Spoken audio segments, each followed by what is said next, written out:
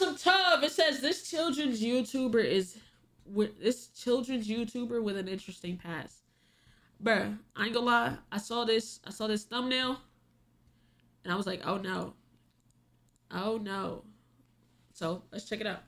Thanks to Rocket Money for sponsoring today's video. More on them later. What are the chances you know Blippi? Because given the sheer size of his channel, I'd say it's extremely likely you've come across this blue and orange hat wearing man. Especially if you have younger siblings or if you have kids yourself, or maybe for some reason you enjoy watching children's content. If you've never heard of Blippi, well, that's no problem, because I'll do my best to introduce you to this man.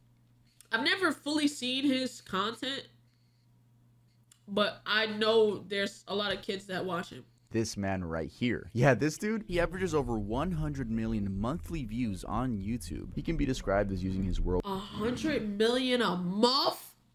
Bruh. Dude, man. wind of energy and bright colors to keep millions of 3-year-olds out there glued to their YouTube screens. Simply browse through his videos and you'll definitely see how he does it. He just reeks of fun and learning around any imaginable kids topic, from jungle animals, indoor playgrounds, Halloween songs, to museums, aquariums, and rather oddly, even NASCAR racing. And you've really got to believe me when I say this dude's popular, because he has 935 million views on just one video. And in classic kids fashion, it's about an obscure, I guess not that obscure topic, it's jungle animals. Kids really rule the internet, don't they? Anyway, we'll come back to his success later in the video. What I want to focus on this video is the disgusting past of everyone's best friend Blippi, who's actually gone through some great lengths to keep his past hidden. It actually has come as a surprise to many that Blippi, real name Stephen John, hasn't always been the child's hero we see today. Before setting off to start the Blippi YouTube channel back in 2014 and becoming the huge success he is, Stephen John, who by the way changed his legal name from Stephen J. Grossman, had a much different life in Los Angeles. He was a filmmaker and created content that, let's just say, was not family friendly. Like, at all. He played this persona called Steezy Grossman, and what he did was make films that have been termed low budget and lowbrow, with titles oh, hold on, my bad.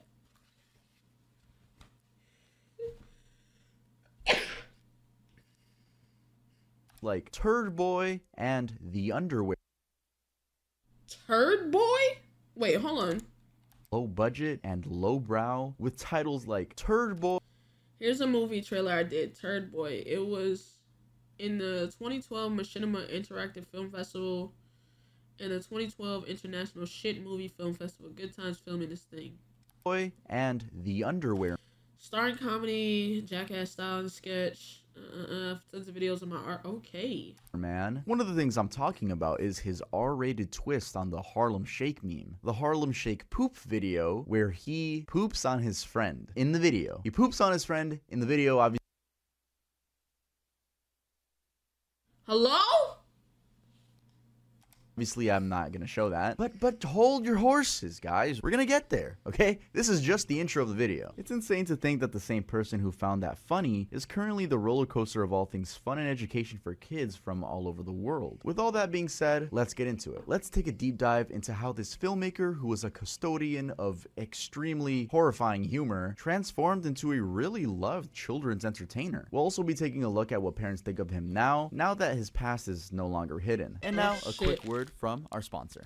Blippi's Empire Explained. The appropriate place to start is the castle that Blippi has built. I'm not talking a literal castle, I'm talking about his financial castle. The obvious part we've already talked about is that Blippi is popular among children. And that's not because his content covers singing, dancing, playing, and exploring, all of which are exciting for kids. Rather, it's because he found a really engaging way to answer questions that kids find puzzling. His channel's description tells it all, as he states, "Come explore the wondrous world with everybody's best friend, Blippi. How does a recycling truck work? What does a baker do? What is the best playground around? There are many exciting things to explore and learn." Now, before we go even further on his style, let's take a look at his numbers. He is currently at 19.2 million subscribers with 829 total videos posted. That's on his main channel, Blippi Educational Videos for Kids. Those are highly impressive figures on their own, but he has two more channels. Blippi Toys, which has 11.3 million subscribers and just over 700 uploaded videos, and Blippi Espanol, which has a whopping 16.2 million subscribers and just about 663 videos. videos. That's a combined 46.7 million YouTube subscribers and combined 2,200 videos. Together, these channels have earned him about 37 billion total views. To put that into perspective, that's almost as much as Mr. Beast's main channel. That one has 41 billion views. Being curious about his income, I checked on Social Blade and found the estimation to be anywhere between 30,000.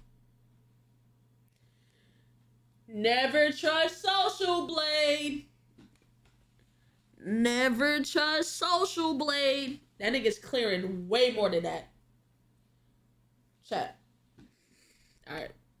His main channel got 100 million, right? It had 115 million, right? Never trust Social Blade. Chat. W Pocket Watch. Listen. Listen, this is just one channel. And that's if his RPM is on the low end. If his RPM is on the low end of $4, this nigga's still clearing 460K a month on one singular channel alone. One. That's not including the other channel that has 11 million subs. That's not including the channel that has 16 million subs. And that's if the RPM is on the lower end. I don't know how high children's content RPM is. But that nigga, he's 9 times out of 10, he's blowing this out the water, bruh. 175,000 in monthly YouTube earnings. But take that with a grain of salt because money determination on those types of websites isn't really that accurate. It's just to get a ballpark estimate. But that doesn't go to say, if you're seeing those kinds of views, you're definitely seeing a pretty penny. Now, with these figures in mind, let's go back to his style. I think what sets Blippi apart, as I already mentioned, is that he found an engaging way to talk about things kids care about. His content is undoubtedly colorful, high energy, and educational all rolled into one. All videos start out with his catchy tune, so much to learn about, it'll make you want to shout Blippi. And right from the start, his clown-adjacent dressing, the high-pitched voice, playful music, and constant pop-ups as he explains stuff would probably be irresistible to any 3-year-old. I mean, I don't know what to tell you. He seems pretty good at what he does. I won't even talk about the production quality because it's sort of expected from a channel that size. Actually, I should mention that Blippi as a brand was acquired by a company. Moonbug Entertainment acquires YouTube sensation CoComelon and Blippi to become the world's largest digital kid media. Wow. Company called Moonbug back in 2020, and Moonbug isn't a tiny company. It has over 309 employees and could afford to pay $120 million for Blippi and CoComelon. So yeah, no surprise in the production quality at all. It's also not surprising that Blippi. I heard a lot of people fuck with Miss Rachel. Hey Diesel, thank you for the fucking sub, gang. Have a whole host of merchandise readily available for his audience. Just a quick search on Amazon and there's an endless variety of Blippi stuff from toys, clothing, books, to even the TV show. Their Amazon storefront also looks pretty nice, I'd say. And there's more. For example, they do city tours with tickets costing about $25 and have even collaborated with Liverpool FC for an event and special edition merch. Yeah, the football club. Also, if Blippi looks different, that's because he is. We'll get to that. I haven't even mentioned all the commercial Blippi inspired stuff out there that Stephen John and his team are not profiting from. Honestly, it's quite an empire this dude has built in just 10 years. And while at it, he has of course gotten the attention of many, given media features in CBS News, Forbes, Mashable, and others. The 2017 Miss Rachel's amazing. Evelyn knows some sign language because of her. Wow, that's actually tough. To 2018 period particularly earned him lots of recognition by the media for reasons only the kids channel gods may know. It's money in numbers. All those articles I've shown you are from that time. I might as well throw it in here that some moms had or maybe still have the hots for Blippi. In a now deleted thread in a Reddit mom group, someone posts, "Does anyone else want to f Blippi?" Wait a sec. Go fuck your baby daddy. What the fuck? What the? Oh, you? Hey, them moms be horny as fuck. What do you mean you want to fuck? He's literally tailored to like showing your kids, like, and he's acting childish for your kid, and you want to fuck Blippi. Bro's a millionaire. I want to fuck him too. Okay, all right, man. sexualize the thing your kids watch. Anyway, while browsing articles written about him, I found an interesting reason why he was able to start the Blippi channel so successfully. But before we get to that, let's switch gears and get into his really weird backstory. A weird backstory. Let me begin by reminding you that Stephen John changed his legal name from Stephen J. Grossman. It's therefore very likely that anyone who knows him as Stephen John wouldn't be able to recognize him from his Steezy Grossman persona. It's no wonder that BuzzFeed put it this way. While some may have seen Blippi throw the first pitch at a 2018 Arizona Diamondbacks game, they've almost certainly never heard of Steezy Grossman. So first, let's clear the question. Damn, BuzzFeed dropped the ball? Parents see Blippi, a harmless educational show, I welcome it, a flood of YouTube and the Discovery, and while some may see Blippi throw first pitch in the 20s, they never definitely see. Damn. Hey, man, I would hate to be getting to a bag, getting to that bread, getting to that money, making kids content, and BuzzFeed fuck around and leak my old information. Oh, I'm suing you, bitch. They've almost certainly never heard of Steezy Grossman. So first, let's clear the question. Why was Steven making films? Turns out he went to UCLA Extension to study cinematography and film production, and so he was right within his alley with the acting and filming stuff. The problem is, with his Steezy Grossman persona, he chose a rather odd route Mic and is fucked up. My mic? Chat, my mic sounds bad? No? Alright. Route to take. He was a turd boy. You heard that right, a turd boy. In a fake trailer for a film called Turd Boy, Steezy plays a role that is hard to describe, not because of its complexity, but rather its nastiness. Basically, it's about getting pregnant. He was a fucking shit. He was a walking shit.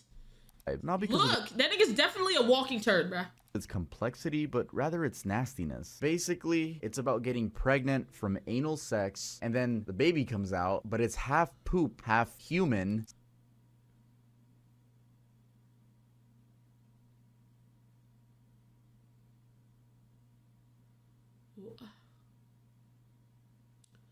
Excuse me, what?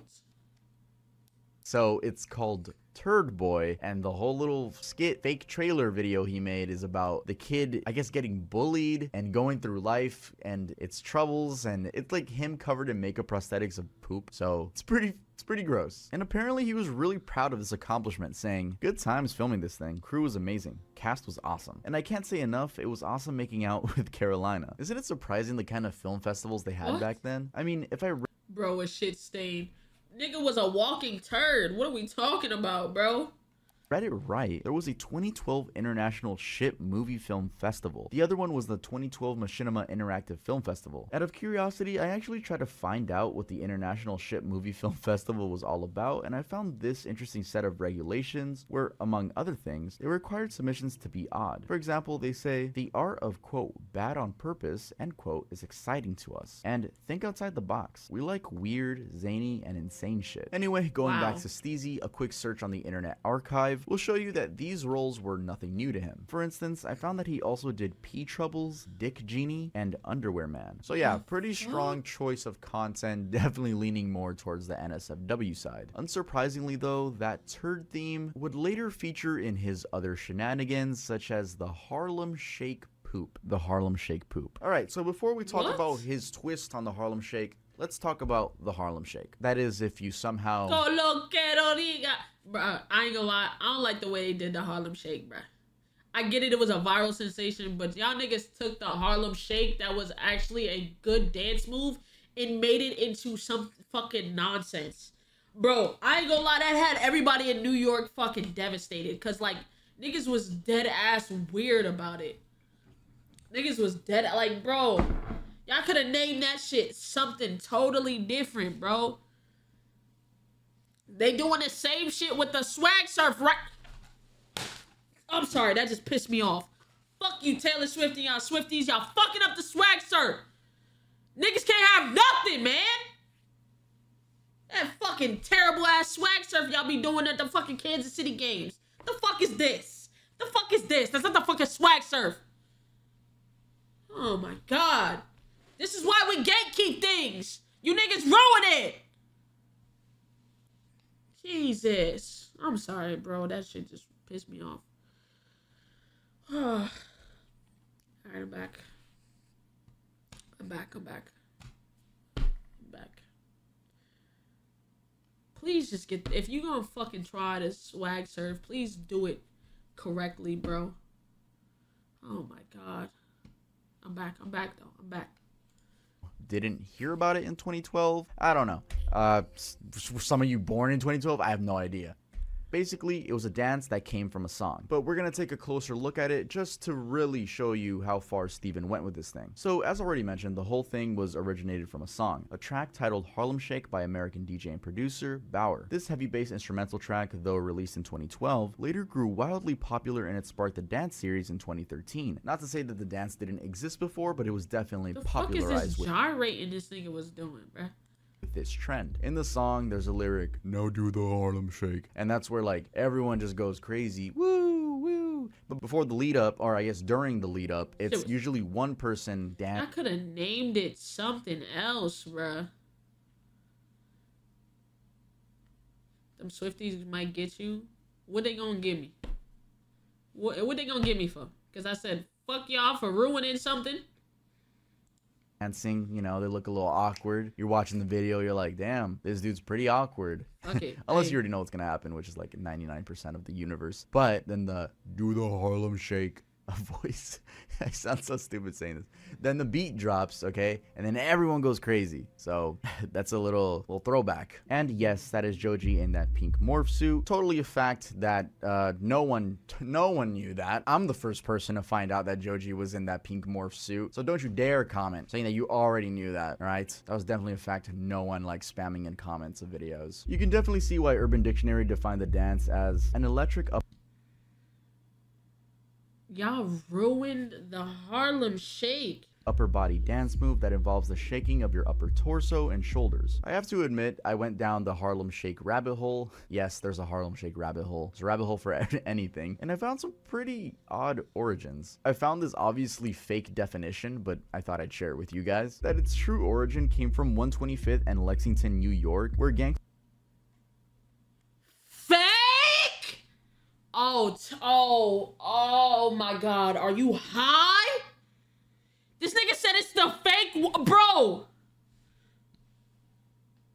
Would shoot unsuspecting crippled people with crutches. Okay, nah, that's crazy. It did start on 125 Lexington, but it had nothing to do with crippled people.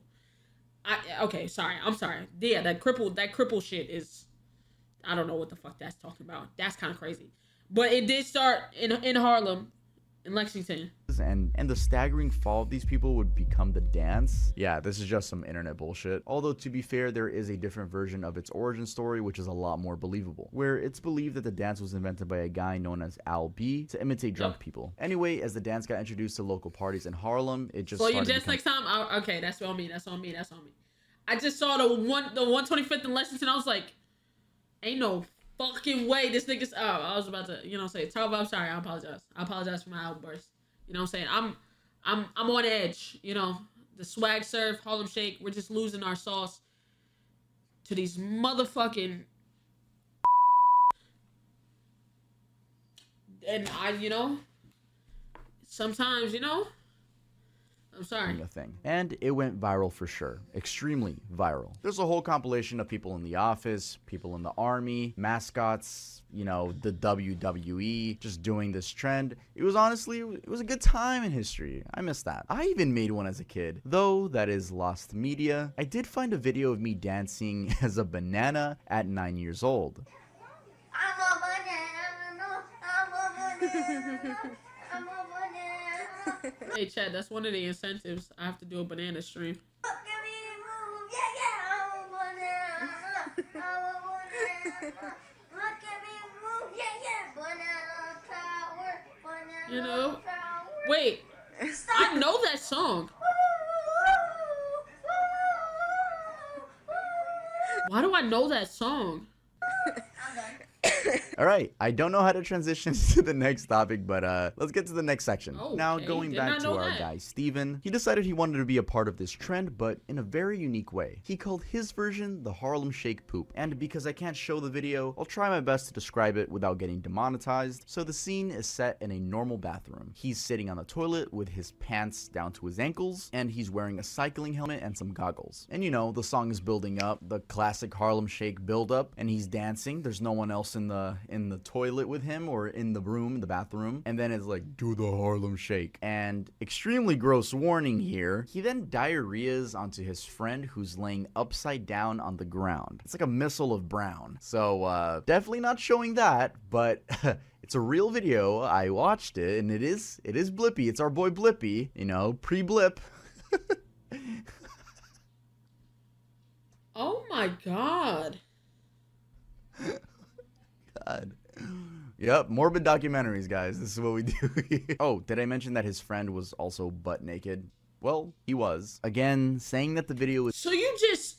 Oh my god. You pretty much... That nigga just pretty much, like... He shitted on his friend. Like, literally. Like, that nigga, he turned... How you shit on somebody... Niggas going shit for shit? Like, you shitting in another nigga's asshole. That's literally what you did. That was the plan. Was gross is it's an understatement. As this Redditor put it, that was 1,000 times worse than whatever I thought it would be. Now, this side of Blippi may have remained hidden if it wasn't for a BuzzFeed some article. Of the channel, yeah, BuzzFeed of all and companies were the people that brought this to light. To be specific, it was a BuzzFeed article from 2019. And in the classic style of media, the story was published over and over Not my and main channel, over again by other publishing medias. And of course, it was all over social media, like this Reddit post, some Oh, that was 4 years ago. Blippi the Kid's YouTuber who used to shit on people. Wow. Wow. By other publishing medias. And of course, it was all over social media, like this Reddit post. Well aware of this, right? Blippi is now banned in our house per my husband. Also, confession, these kids have never seen Frozen. On the Let It Go references have no effect on me. Post some YouTube videos talking about it. The aftermath was also in the form of pushback by some parents. This article, for example, said therapy for parents who are struggling to cope with the news that Blippi shot on some... Wow. Wow. Jesus. Just that some parents would need therapy to, quote, cope with the news that Blippi shat on someone, end quote. Everybody welcome ABZ to the chat. Article details the response from a mom of 2 in Virginia who said, this kind of changes the game for me as far as letting my kids watch his videos. It just feels weird to know that he participated in these disgusting acts and has now shifted his focus to working with children. So chat, question for you. Like, would you still let your kids watch Blippi after knowing what you know? You know what I mean? Hell no. Subs. Hey, Mystic Brian, thank you for gifting a sub to ABZ. Appreciate you, man. Nah. Yeah, why not? They ain't getting shit. Wow. Jesus. As long as he doesn't do that shit now, then I'd still let him watch him. Low key. Okay, so here's my thing. I don't know. I don't know. My kid gonna start shitting on people? Well, that was something he did prior to. You know what I'm saying? If he's making wholesome kid, like, I can understand if he was making that content tailored to kids. If he was making that content tailored to kids, hell no. But he's not. He's making good educational content. It's just something he did before. He's not a predator. You know what I'm saying? You know what I'm saying? It's just, it was weird. It was weird. But you gotta think of shit that niggas did on the internet back in 2012. Back between them 2008 to 2012 on the internet was insane. To really sit there and think about it, because some of your favorites might be just as weird.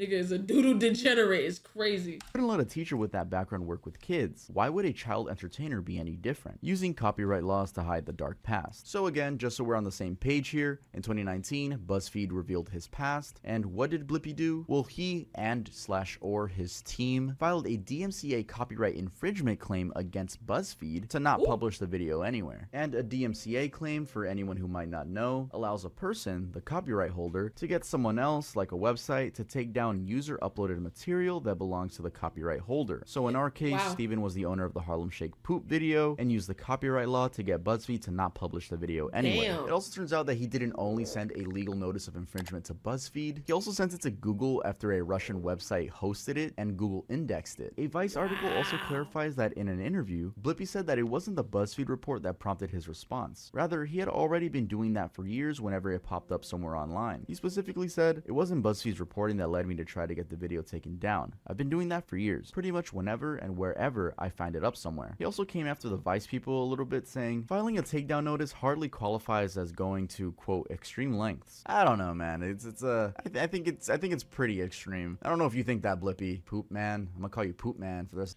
I mean, here's the thing. I don't think it's extreme lengths either.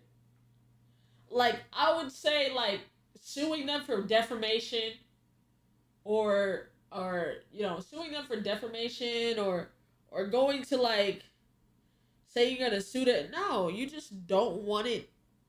You know, DMCA is a real thing. And it's not an extreme length. Nigga, I can get DMCA'd right now. I can get DMCA'd right now.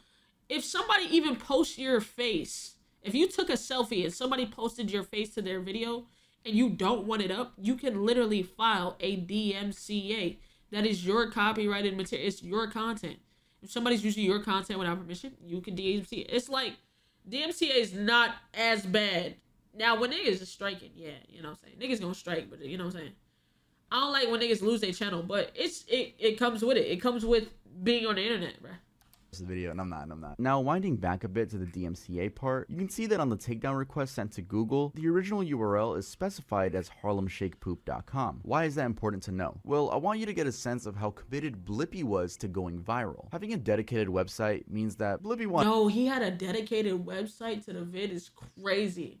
Nigga paid for the domain just so people can watch some shit on his friend. Okay. Wanted people to visit it. More on that later. Really anyway, thanks to the unforgetting nature of the internet, you can actually look it up. I'm not encouraging you to do that, but you can look that up on Google and it pops up right there on the Internet Archive. Again, I'm not recommending that. No, don't do that. That was just an educational statement. This is an educational video, guys. So, YouTube reviewer, if you're watching this, this is an educational video about a weird topic. But anyway, what happened after all this information came out? Well, Blippi responded. So let's get to what he said. Blippi's apology and transformation. Let's actually start with his response to the BuzzFeed article, because that's where most of the information about the poop saga comes from. In a statement to BuzzFeed, he said, "At the time, I thought this sort of thing was funny, but really it was stupid and tasteless, and I regret having ever done it." He also said, "I've grown up a lot since then, and I trust people will see me as the person I am now, not the idiot I was back then." That response has two things that it communicates strongly. One is that he obviously regrets his past, and two, he's alluding to the fact that he's changed as a person. However, like a shadow, his past keeps lingering and there's no real way to shake it off. In fact, a good way to perceive this is to think of what our community now insinuated. Should John's checkered history determine the fate of his beloved character Blippi? In other words, should bad history mean that a person can never change?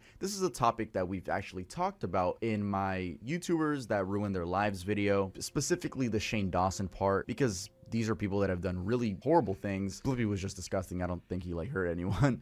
But believing in growth, you know, if you want to believe in that someone has grown, that's on you. But usually there is evidence, you know. If this dude hasn't done anything crazy in 10 years, it's more than likely that he's changed, but, you know, we'll never know behind closed doors. Steven's lawyer actually put it as, it was a consensual, non-sexual poop joke. No one got hurt. It's not sexist or criminal or problematic. That was one of the nastiest. It can be consensual. It was non-sexual. You're absolutely right. But that nigga just shitted all over another nigga. He, like, it wasn't like, chat, the drawing did not do what the fuck it was. It did not show me the it didn't warn me enough of what the fuck was going to happen. I thought it was just like a little spray shit. Nah, it looked like that nigga did not shit for 5 or 6 days. It looked like that nigga did not shit for 5 or 6 days just to have the maximum load go in or go all over that nigga, bro. That's crazy. I'm sorry, bro. In pause. But it was a lot, chat. It was a lot of shit. It was a lot of shit, man. It's just pure jackass prank stupidity. Blippi also responded to the Vice article about his use of copyright law to bury his past. Again, he emphasized that he was regretful of having made the poop video or even finding that kind of entertainment funny. He said, although I thought stuff like the Harlem Shake poop video was funny when I was in my early 20s, these days I'm really embarrassed that I ever did anything as stupid and gross as that. He even took a jab at the journalistic standards of both Vice and BuzzFeed. He implied that Vice, and I've already mentioned this, was inaccurate for saying he went to extreme lengths to try to get the video taken down after the BuzzFeed article came out. He suggested that BuzzFeed's article was not, quote, a blockbuster investigative report, end quote, as Vice phrased it. And the sheer fact that Vice thought that was true was reflective of deteriorated journalistic standards. Basically, I think he was just trying to tell him that y'all hyped up this video of me pooping, and it's not worth the hype. But Blippi, let me tell you something, it is worth the hype. It is. In fact, there are parents who are still on his side even after discovering his past. Our Community Now reported, for some parents, the apology is sincere, and the benefits of Blippi outweigh his past history.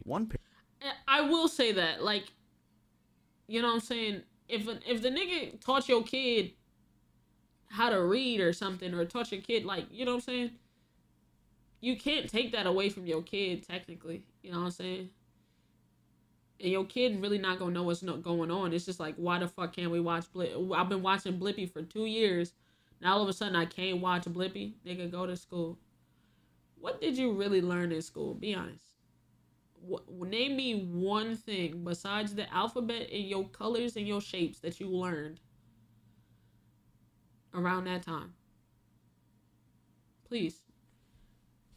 Alphabet, colors, shapes, out the window. No, not graphic design.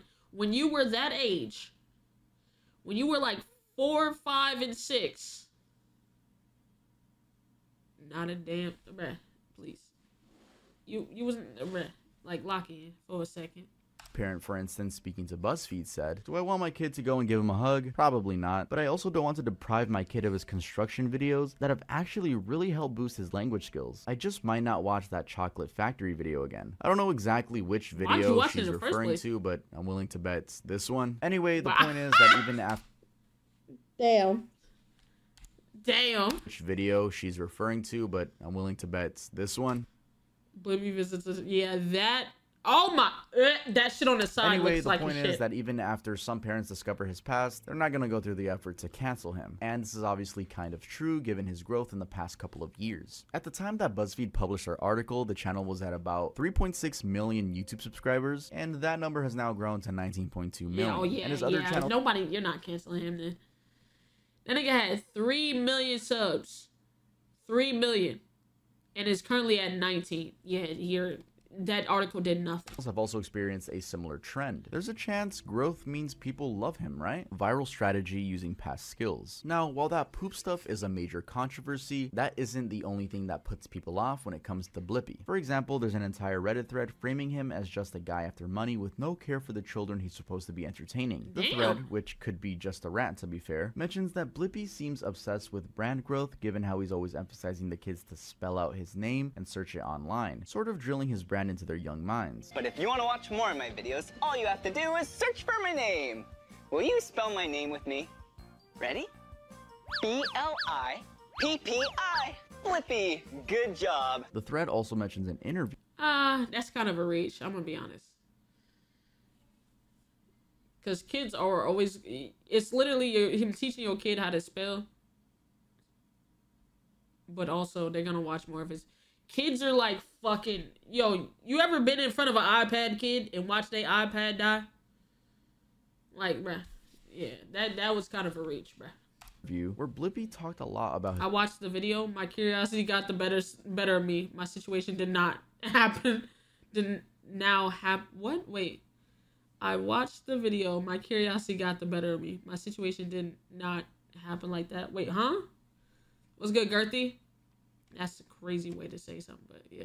His approach at the beginning of his content journey, including living in LA for 6 years and learning skills like Please online don't let content your marketing. curiosity There's get also the better of mentioning y'all of the chat. bewildering large merchandising operation that he runs. And again, his prior skill set and career path have nothing to do with kids. Now, take all this information with a grain of salt because we are talking about a Reddit rant here. But still, I hope you can see some of the other things that people find unpleasant about Blippi. And I'm not saying that just based on that Reddit rant. Nope. If you actually search around on the internet, you'll find parents even talking about how they just don't like his vibe from the jump without even having learned about the Harlem Shake thing. Anyway, the reason I brought up that Reddit thread is because of one of Blippi's critical skill sets, SEO specialist. Right from the start, before he even made the Blippi channel, it seems like Steven was committed to finding ways to go viral through entertainment. I actually like how BuzzFeed phrased it. They said, beneath the surface, Blippi and Steezy Grossman share two traits, a willingness to debase themselves, be it clownish antics or taking a literal dump, for entertainment, and a methodical, calculated effort to use social media and its algorithms to reach as many eyeballs as possible. In short, he would go to any lengths to go viral. This ties in really well with him being an SEO specialist in his past. SEO means search engine optimization, and an SEO specialist is a job where a person essentially learns how a search engine like Google works in terms of ranking content, and then tries to use that knowledge to rank their content high on search results. YouTube uses that same idea, except it's ranking YouTube videos. So Blippi, with such knowledge of ranking factors, almost had the secret sauce when it came to making viral content. As he explains in an interview, he gave the channel, quote, a good foundation of SEO. That is more so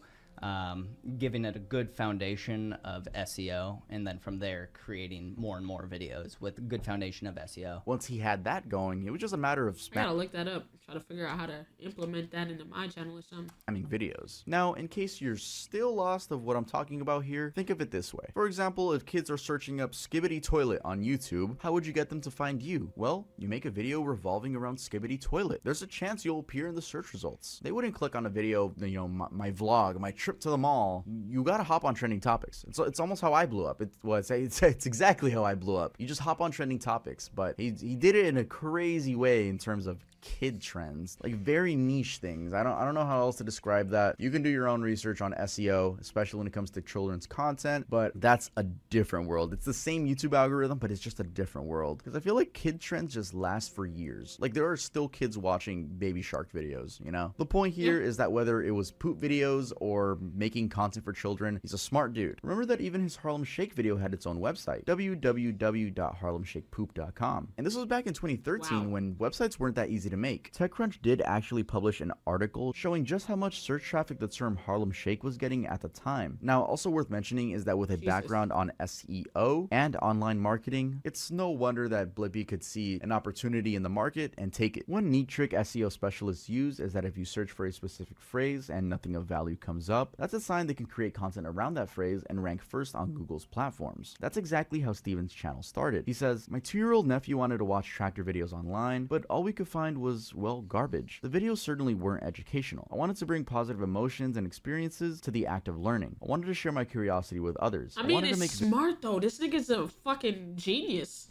Videos my nephew would be both entertained and educated by. His bet on children's content was also based on the lack of good content on YouTube. He explains that most of the good content back then was just on He didn't just drop 2 dookie bombs. That shit was a laser beam. Cable. Free content was not good. And he gives the example of tractor videos that had nothing other than just tractors with background music. Pre-2014 era YouTube wasn't much of a career for many people. There were a few lucky ones that a lot of us watched, but that was it. So it was obvious that because people saw it as a fun platform, they didn't put too much thought into the production quality of their content. Times were just different. Music videos were leading in views, for instance. Now Mr. Beast can get more views than a mainstream artist on a couple videos. Hashtag not my Blippi. Now let's wrap this up by highlighting some of the recent, or maybe not so recent, drama facing the Blippi brand. And honestly, there's not much to it other than the addition of a new Blippi actor. But this has come with resistance from many parents. The new guy, Clayton Grimm, says he ended up in the position because he'd been hired to play Blippi in Blippi the Musical after auditioning 4 times. Yeah, there's also a musical. This was back in 2019. Steven had apparently decided to look for a second Blippi so he could make more videos. Out of necessity, Grimm went from playing the musical to being flown to LA to make content, and soon enough he was everywhere that the original Blippi had been. We're talking about Hulu, HBO, Netflix, etc. Now, like I said, the drama was that some parents just resisted the fact that there was a new Blippi actor. What are you resisting for? If it's a new actor teaching the same shit, what the fuck does it matter? It is your child. If your child cares, then okay. But you are a grown-ass person. If your child does not notice there's a whole new actor, what the fuck do you care? Even though he wasn't taking it over, he was just filling in sometimes. Under the hashtag NotMyBlippy, you can find videos all talking about the parents' dissatisfaction. Apparently in the comments, some of the moms even implied that Grim was the Wish version of the real Blippy. Kids were also not left behind in expressing their disappointment.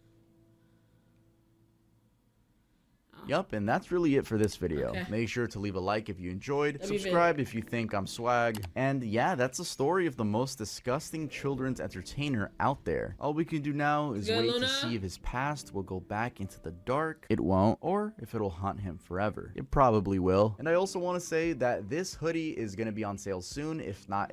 WW video, shout out to man. Shout out to yeah, this was a roller coaster of emotions. Wow, we've been reacting to this for an hour. This video is at 54 minutes. Jesus Christ. Alright, man. W video though, shout out to him, and until next time.